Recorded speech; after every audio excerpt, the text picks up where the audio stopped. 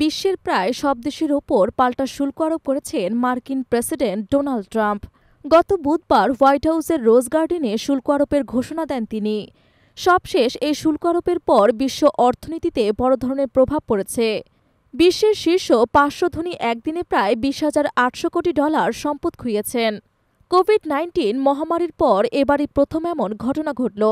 বিশ্বের ধনকুবের ব্যবসায়ীদের অর্ধেকেরও বেশি ব্যবসায়ীর ভাগ্যের পতন ঘটেছে।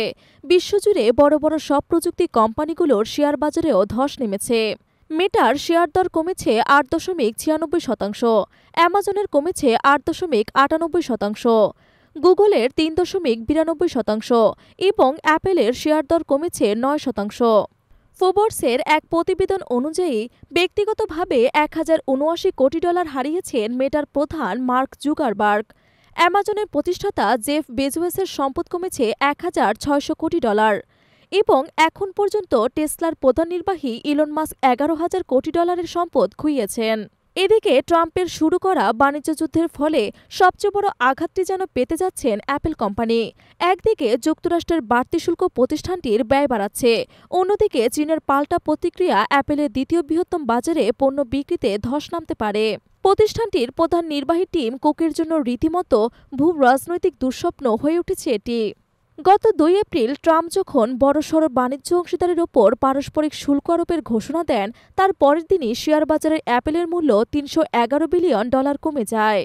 ৪ এপ্রিল চীন পাল্টা জবাবে সব মার্কিন পণ্যের ওপর ৩৪% শুল্ক ও দুর্লভ খনিজ পদার্থ রপ্তানিতে নিষেধাজ্ঞা আরোপ করলে অ্যাপেলের শেয়ার দর আরও পড়ে যায়। হার্ডওয়্যারের ওপর নির্ভরতা থাকায় এই ধাক্কা অন্যান্য প্রযুক্তি প্রতিষ্ঠানের তুলনায় অ্যাপেলের জন্য অনেক বেশি। একসময় যুক্তরাষ্ট্র ও চীনের মধ্যকার সেতুবন্ধন হিসেবে দেখা হতো টেক জায়ান্ট অ্যাপলকে। অনেকে আশা করেছিলেন প্রতিষ্ঠানটি হয়তো দুই পরাশক্তির মধ্যে সংঘাত এড়াতে সাহায্য করতে পারে। বর্তমানে ট্রাম্প চীনের ওপর ৫৪% শুল্ক আরোপ করেছেন, যেখানে অ্যাপেলের প্রায় ৯০% আইফোন উৎপাদিত হয়। এই শুল্ক যুক্ত হয়েছে আগের শুল্কের সঙ্গে। এছাড়া ভারতে ২৬% ও ভিয়েতনামে ৪৬% শুল্ক আরোপ করা হয়েছে, যেখানে অ্যাপল বিকল্প উৎপাদন কেন্দ্র গড়ে তোলার পরিকল্পনা করেছিল। এখন সেই পরিকল্পনাও ঝুঁকির মুখে।